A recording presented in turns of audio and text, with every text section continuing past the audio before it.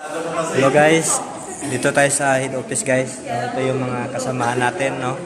Yan po ang mga leaders natin guys from Atomic International. Yan ang mga ka-team natin guys yan. So nakita-kita po kami dito, no, galing Cebu yung iba, no. Saka galing ng Cavite. Yan oh, yan. So yan po ang mga kasama natin.